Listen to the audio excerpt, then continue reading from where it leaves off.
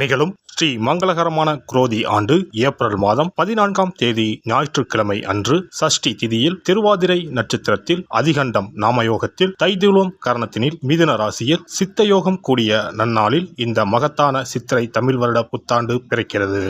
சித்திரை மாத கிரக நிலைகளை பார்க்கும்போது மேச ராசியில் குருவுடன் சூரிய பகவான் உள்ளார். கன்னி ராசியில் கேது பகவானும், மீன ராசியில் புதன், சுக்கிரன், ராகு பகவான் உள்ளனர். கும்பராசியில் சனி பகவானும் செவ்வாய் பகவானும் உள்ளனர்.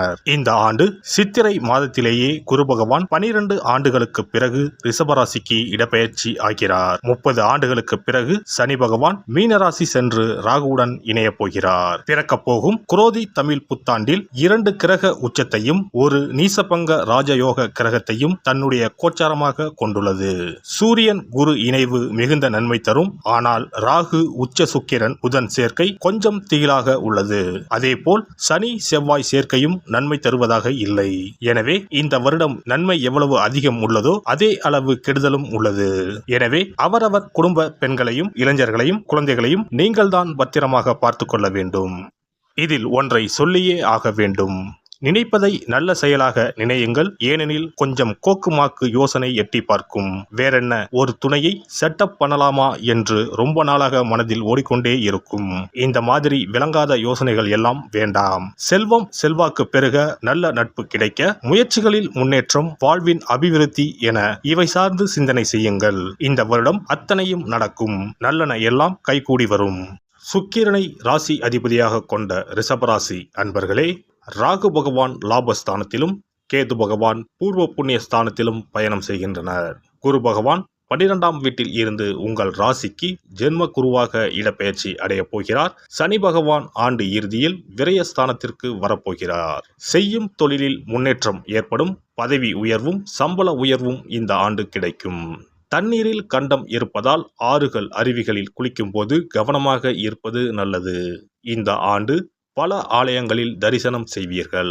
ஆன்மீக பயணங்களால் உங்கள் வாழ்க்கையில் அற்புத மாற்றங்கள் ஏற்படும். குரு பகவான் மே 1ஆம் தேதி முதல் உங்கள் ஜென்ம ராசியில் பயணம் செய்கிறார். ஜென்ம குரு என்பதால் பண விஷயத்தில் கவனம் தேவை. எவருக்கும் வாக்குறுதி கொடுப்பதோ, பணம் நகையை யாருக்கும் இரவல் தருவதோ வேண்டாம். உடல் ஆரோக்கியத்தில் கவனம் தேவை. அசைவ கார உணவுகளை குறையுங்கள். வீண் செலவுகளையும் தவிர்க்கவும். குருவின் பார்வை உங்கள் ராசிக்கு 5, 7, 9இல் விழுகிறது. குரு உங்கள் ராசிக்கு 5ஆம் வீட்டை பார்ப்பதால் திருமணமாகி நீண்ட நாட்களாக குழந்தை இல்லாதவர்களுக்கு குழந்தை பாக்கியம் கிடைக்கும். பிள்ளைகளின் பிடிவாதம் குறையும். மகளுக்கோ மகனுக்கோ நல்ல வேலை கிடைக்கும். பிள்ளைகளுக்கு சுபகாரியம் நடைபெறும். அடிக்கடி கர்ப்பச்சிதைவு ஏற்பட்ட நிலை மாறும். குழந்தைக்காக காத்திருப்பவர்களுக்கு குழந்தை பிறக்கும். பிள்ளைகளின் உயர்கல்வி நல்ல விதமாக அமையும். களத்திர ஸ்தானத்தின் மீது குரு பார்வை விழுவதால் திருமணம் கைகூடி வரும். தம்பதிக்கு இடையே நெருக்கம் அதிகரிக்கும். வீட்டில் தடைப்பட்ட திருமணம் கைகூடி வரும். அயல்நாட்டில் இருக்கும் உறவினர்கள், நண்பர்களின் உதவிகள் கிடைக்கும். அதிகார பதவியில் இருப்பவர் அறிமுகமாவார். பேசும் வார்த்தைகளில் கவனம் தேவை. உங்களின் 9ஆம் வீட்டை குரு பார்ப்பதால் வருமானம் அதிகரிக்கும். கடனில் ஒரு பகுதியை அடைப்பீர்கள். தந்தை வழி சொத்துக்கள் வந்து சேரும். பயணங்கள் சாதகமாக அமையும். பதவிகள், பட்டங்கள் கிடைக்கலாம். பெண்களுக்கு ஆடை ஆபரணம் சேரும். இளைய சகோதர வகையில் நல்லது நடக்கும். சகோதரிக்கு திருமணம் கைகூடி வரும். முக்கிய பொறுப்புகள் தேடி வரும். மனைவி வழி உறவுகளுடன் ஏற்பட்ட மனஸ்தாபங்கள் நீங்கும். கேது பகவான் 5ஆம் வீட்டில் பயணம் செய்வதால் சிலர் பழைய வாகனத்தை விற்று புதிய வாகனத்தை வாங்குவீர்கள். ஏற்றுமதி இறக்குமதி வியாபாரம் நன்றாக நடைபெறும். பெற்றோர்களுக்கு உடல்நலக் குறைவு ஏற்படும். மருத்துவ செலவுகள் அதிகரிக்கும். தொழில் வியாபாரத்தில் முன் யோசனை தேவை. மற்றவர்களின் பேச்சை கேட்டு புதிய துறையில் முதலீடு செய்ய வேண்டாம். உத்தியோகத்தில் வேலைப்பளு அதிகரிக்கும். அரசு வேலை, பதவி உயர்வுக்காக தேர்வு எழுதி வெற்றி பெறுவீர்கள். வெளிநாடு செல்லும் வாய்ப்பு தேடி வரும். மாணவர்கள் பாடத்தில் கவனம் செலுத்தவும். அதிக அக்கறையோடு படித்தால் மட்டுமே வெற்றி கனியை ருசிக்க முடியும். சிலருக்கு கல்வியில் தடை ஏற்படும். குரோதி புத்தாண்டில் ரிஷபராசிக்காரர்கள் திருச்செந்தூர் முருகனை தரிசனம் செய்வது நல்லது. சஷ்டி, கிருத்திகை நட்சத்திர நாட்களில் பாலாபிஷேகம் செய்து வழிபட பாதிப்புகள் குறையும். சங்கடங்களையும் சவால்களையும் எதிர்கொண்டு சாதிப்பீர்கள். குரோதி ஆண்டு ரிஷபராசிக்காரர்களுக்கு சாதனைகள் நிறைந்த ஆண்டாக அமையப் போகிறது. சிறப்பு பரிகாரம்.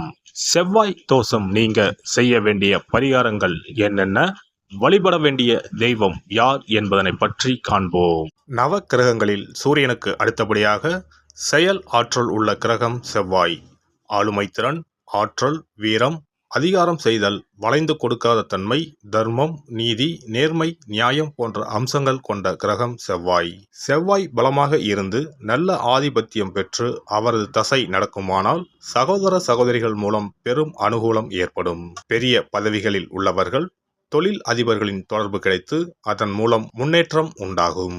பலமற்ற ஆதிபத்தியம் பெற்று தசை நடக்குமானால் கீழே விழுவதும் அடிபடவும் நேரிடும். வாகன விபத்துக்களை சந்திக்க நேரிடும். இரத்த காயங்கள், வெட்டுக்காயங்கள், இரத்த சம்பந்தமான நோய், சித்தப்பிரமை, தலையில் அடிபடுதல் போன்றவற்றை ஏற்படுத்துவார் செவ்வாய் பகவான். வீண் வழக்குகள், சண்டை சச்சரவுகள், மறைமுக நேர்முக எதிரிகள், பொருள் களவு போகுதல், செய்தொழில் வியாபாரத்தில் திடீரென்று பெருத்த நஷ்டம், அரசாங்க கெடுபிடி, பதவி இறக்கம், மறைந்து வாழும் சூழ்நிலை என்று பலவகை இன்னல்களை உருவாக்குவார். செவ்வாய் முதலான தோஷங்கள் அனைத்தும் நீங்க அவரின் அருளை முழுவதும் பெற செவ்வாய்க்குரிய அதிதேவதையான முருகனை வழிபடுவதும், கோதுமை ரொட்டி, வெள்ளை எள் கலந்த இனிப்பு பலகாரங்கள், துவரை போன்றவற்றை ஏழைகளுக்கு தானம் கொடுப்பதும் நல்லது. செவ்வாய் கிழமைகளில் விரதம் இருந்து செவ்வாய் பகவானுக்கு விளக்கேற்றுவது, சஷ்டி விரதம், கிருத்திகை விரதம் மேற்கொள்வது, தினமும் கந்த சஷ்டி கவசம் படிப்பது நல்லது.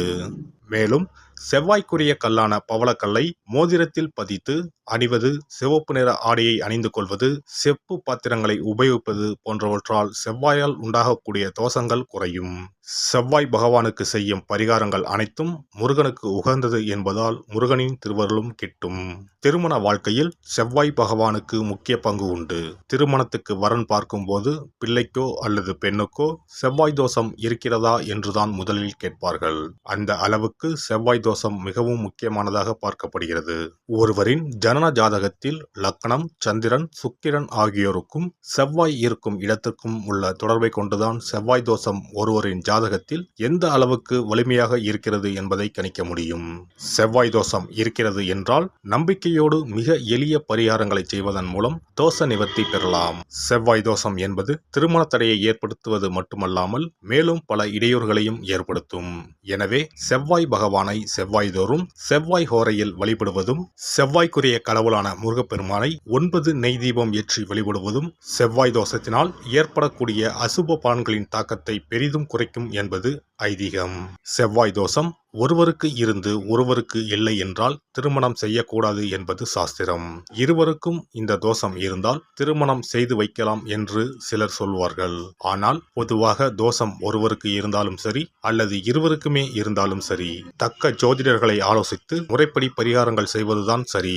செவ்வாய் தோஷத்தால் திருமண தடை உள்ளவர்கள் வைத்தீஸ்வரன் கோவிலுக்கு வந்து அரச மரத்தடி விநாயகர் ஆதி வைத்தியநாதரை வழிபட்டு ஆலமரத்தை சுற்றி வர வேண்டும். வைத்தியநாத சுவாமி, தையல்நாயகி அம்மன், செவ்வாய்க்கு அதிதேவதையான முருகப்பெருமானை வழிபட வேண்டும். சன்னதியில் உள்ள செவ்வாய் பகவானுக்கு சிகப்பு வஸ்திரம் சாத்தி அபிஷேகம் செய்து பரிகாரம் செய்ய தடைகள் நீங்கும். இந்த வீடியோ பதிவு உங்களுக்கு பிடித்திருந்தால் லைக் பண்ணுங்க, கமெண்ட் பண்ணுங்க, ஷேர் பண்ணுங்க, மறக்காம சப்ஸ்கிரைப் பண்ணுங்க, பக்கத்துல இருக்கிற பெல் பட்டனை கிளிக் பண்ணுங்க. நன்றி, வணக்கம். ஓம் நமச்சிவாய. சிவாய நம.